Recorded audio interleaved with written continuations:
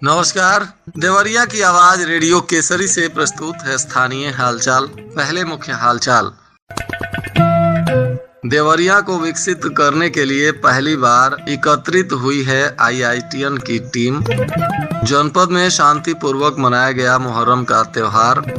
अवैध शराब पर अंकुश लगाने के लिए टीम का हुआ गठन। मेडिकल कॉलेज में एक्सरे मशीन का सांसद ने किया उद्घाटन। स्टेट तैराकी चैंपियनशिप में दीप शिखा ने जीता 3 गोल्ड मेडल। स्थानीय हालचाल के इस अंक के साथ मैं अनिकेत मिश्र। अब हालचाल विस्तार से।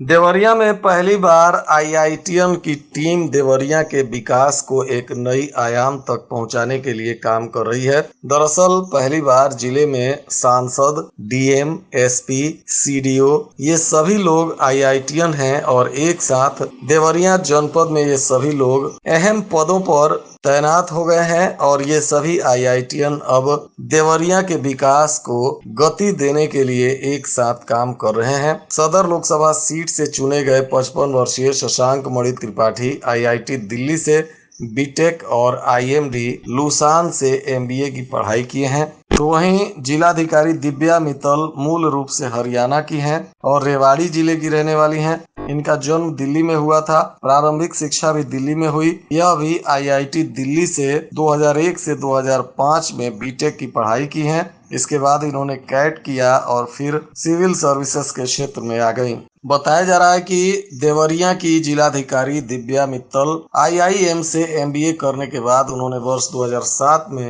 लंदन की JP Morgan financial company join कर ली। पति गगनदीप सिंह ढिल्लों के साथ वे लंदन में शिफ्ट हो गईं और करीब 1 साल तक वहां पति पत्नी दोनों लोगों ने काम किया। दिव्या कहती हैं कि वे विदेश में पैसा तो बहुत कमा रही थी, लेकिन वहां काम करना उनको सही नहीं लगता था। इस कारण पति पत्नी दोनों वापस आ गए।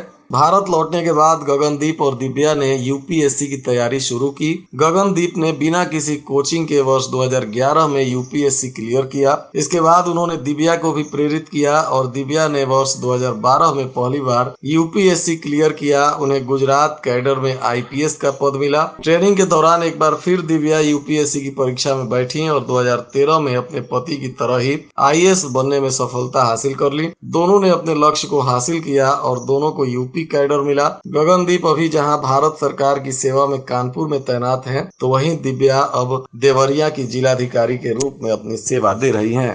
इधर आईएएस प्रत्यूष पांडे भी देवरिया जिले के मुख्य विकास अधिकारी के रूप में अपनी सेवा दे रहे हैं। इसके पहले वे बरेली में ज्वाइंट मजिस्ट्रेट थे। प्रत्यूष पांडे कानपुर आईआईटी से ग्रेजुएशन किए हैं और आईआईएम अहमदाबाद से एमबीए किए हैं। जिस साल प्रत्यूष का एमबीए पूरा हुआ उसी साल उन्होंने पहले ही प्रयास में यूपीएससी परीक्षा भी पास कर ली और अब ये सभी लोग देवरिया की विकास गाथा को ऐतिहासिक बनाने के लिए काम कर रहे हैं। पूरे जनपद में शांतिपूर्ण तरीके से मुहर्रम का त्योहार संपन्न करा लिया गया। इसके लिए जिलाधिकारी और पुलिस अधीक्षक समेत जनपद के तमाम पुलिस पदाधिकारी और प्रशासन के पदाधिकारी लगातार मॉनिटरिंग करते रहे। जगह जगह पुलिस बल की तैनाती की गई थी। संवेदनशील इलाकों में मजिस्ट्रेट के साथ पुलिस बल तैनात रहे, तो वहीं वीडियोग्राफी भी कराई गई और चाक चौबंद सुरक्षा के बीच सभी क्षेत्रों से शांतिपूर्ण तरीके से मुहर्रम के त्योहार को संपन्न कराया गया। कहीं से भी कोई भी विवाद की खबरें देर शाम तक नहीं आई। अवैध मदिरा के निर्माण और बिक्री पर रोक लगाने के लिए उत्तर प्रदेश आबकारी आयुक्त के द्वारा निर्देश दिया गया है और इसके लिए जनपद में एक टीम का गठन किया गया है जो लगातार 26 जुलाई तक विशेष प्रवर्तन अभियान चलाकर अवैध शराब कारोबारियों पर सख्त कानूनी कार्रवाई करेगी। इसके अनुपालन में जिलाधिकारी दिव्या मित्तल ने जनपदीय प्रशासन और पुलिस तथा आबकारी बल की गठित एक संयुक्त टीम को निर्देशित किया है और जनपद में अवैध शराब के अड्डों तथा अन्य प्रांत निर्मित अवैध मदिरा की तस्करी को रोक लगाने को लेकर यह टीम लगातार अब काम करेगी। बताया जा रहा है कि 26 जुलाई तक विशेष अभियान चलाया जाएगा और इसमें सिर्फ शराब को लेकर यह टीम लगातार काम करेगी।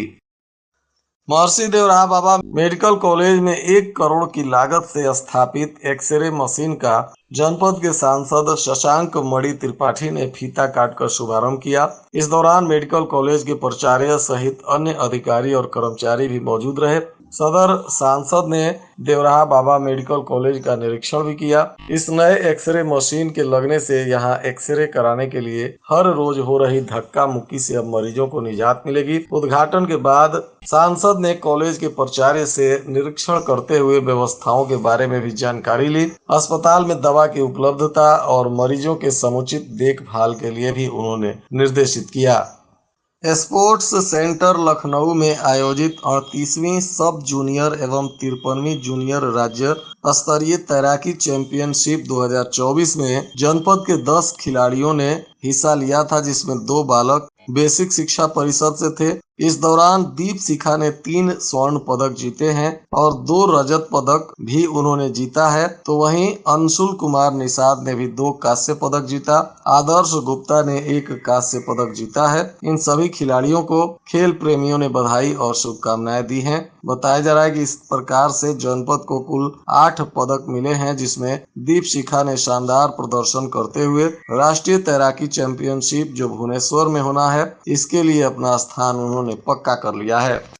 इधर डिप्टी कमिश्नर सुनील कुमार वर्मा के द्वारा चोरखरी बखरा गौरी बाजार देवरिया स्थित सर्वश्री शिवांग फूड ग्रेन और राइस इंडस्ट्रीज पर छापेमारी की गई, जहां घटतौली के माध्यम से कर चोरी भी पकड़ी गई। एडिशनल कमिश्नर संजय कुमार ने बताया कि जांच में व्यापारी ने अपनी गलती भी स्वीकार की है। उनके ऊपर 5 लाख रुपए का जुर्माना लगाया गया है। Joint commissioner special investigation branch Udit Narayan Singh और डिप्टी कमिश्नर सुनील कुमार वर्मा को गोपनीय जानकारी मिली थी कि यहाँ 23 किलोग्राम एवं 24 किलोग्राम वजन वाले चावल के सील बंद पैकेट बोरी पर 26 किलोग्राम अंकित कर बिक्री की जा रही है और इसी को लेकर उन्होंने छापेमारी की, जिसको लेकर यहाँ कई तरह की गड़बड़ियां सामने आई और अब इन पर 5 लाख रुपए का जुर्माना लगाया गया है तथा कानूनी कार्रवाई भी की जाएगी। नवागत जिलाधिकारी दिव्या मित्तल ने दुग्धेश्वर नाथ मंदिर में दर्शन पूजन किया। उनके साथ नगर अध्यक्ष सुधा निगम ने भी जलाभिषेक किया। उन्होंने नगर पंचायत प्रशासन से आगामी श्रावण मास में मंदिर पर लगने वाले मेले के बारे में जानकारी ली। श्रद्धालुओं की सुविधा और सुरक्षा को लेकर अधिकारियों को व्यापक निर्देश दिए। इस दौरान SDM Ratnesh Tiwari, CO Anshuman Srivastava, EO Nitesh Gaurav और कोतवाल रतन कुमार पांडे इत्यादि लोग मौजूद रहे। समाजवादी पार्टी के कार्यकर्ताओं ने पूर्वी बाईपास पर केंद्र और प्रदेश सरकार के खिलाफ प्रदर्शन किया। उन्होंने भाजपा सरकार की नीतियों को जन विरोधी बताते हुए नारेबाजी की। सपाइयों ने देश में बढ़ती महंगाई को भाजपा सरकार में दिशाहीन नीतियों को जिम्मेदार ठहराया। सपा के नेता विजय राउत ने कहा कि भाजपा सरकार में महंगाई चरम पर है। जिस तरह से सब्जी और अन्य सामानों के दाम आसमान छू रहे हैं, उससे आम आदमी के थाली से रोटी, दाल, सब्जी इत्यादि गायब हो जाएगी।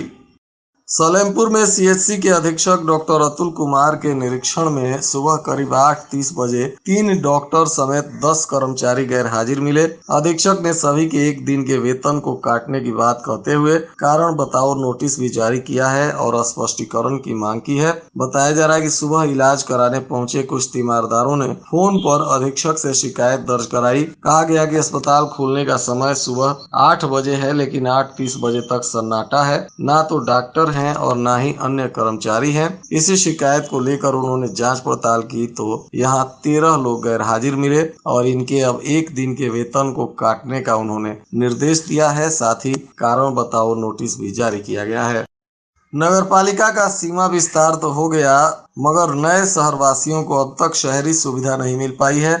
नगर पालिका प्रशासन सिर्फ आश्वासन दे रहा है। पेयजल की कौन कहे, इन मोहल्लों में सड़क और नालियों का भी अभाव है। शहर का तमगा लेने वाले करीब 2 दर्जन से अधिक गांव के लोगों को आज भी गांव जैसी ही सुविधाएं मिल रही हैं। नगर पालिका परिषद के विस्तार में 2 दर्जन गाँव को शामिल किया गया है और इससे करीब 50,000 नगर पालिका की आबादी बढ़ गई है।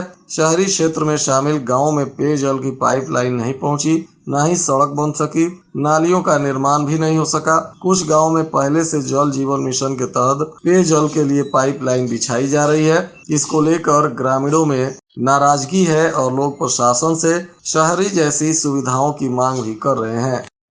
इधर भटनी क्षेत्र में एक किशोरी को घर बुलाकर जान से मारने की धमकी देते हुए दुष्कर्म करने का मामला सामने आया है। आरोपी के घर उलाहना देने पहुंचे पीड़िता के परिजनों को भी जान से मारने की धमकी दी गई है। अब पीड़िता ने तहरीर देकर थाने में मामला दर्ज कराया है, जिसमें पुलिस ने 3 लोगों पर दुष्कर्म और पॉक्सो एक्ट के तहत मुकदमा दर्ज किया है तथा आरोपियों पर कार्रवाई के लिए छापेमारी कर रही है। बताया जा रहा है कि 15 वर्षीय किशोरी पड़ोस के ही रहने वाले एक व्यक्ति ने उसे किसी बहाने अपने घर बुला लिया और घर पहुंचने पर आरोपी ने दरवाजा बंद कर जान से मारने की धमकी देते हुए जबरन उसके साथ दुष्कर्म किया। पीड़िता जब अपने घर पहुंची और परिजनों से आप बीती सुनाई तो परिजन आरोपी के घर उलाहना लेकर पहुंचे तो आरोपियों ने जान से मारने की धमकी देते हुए परिजनों को भी भगा दिया।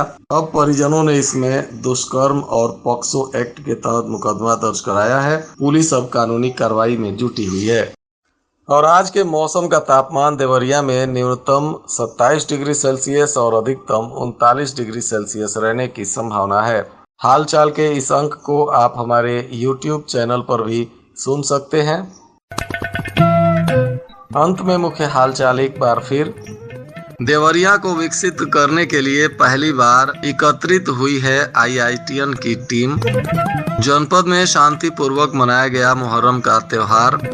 अवैध शराब पर अंकुश लगाने के लिए टीम का हुआ गठन। मेडिकल कॉलेज में एक्सरे मशीन का सांसद ने किया उद्घाटन। स्टेट तैराकी चैंपियनशिप में दीप शिखा ने जीता 3 गोल्ड मेडल। इसके साथ ही रेडियो केसरी से प्रसारित स्थानीय हालचाल का यह अंक समाप्त हुआ। नमस्कार।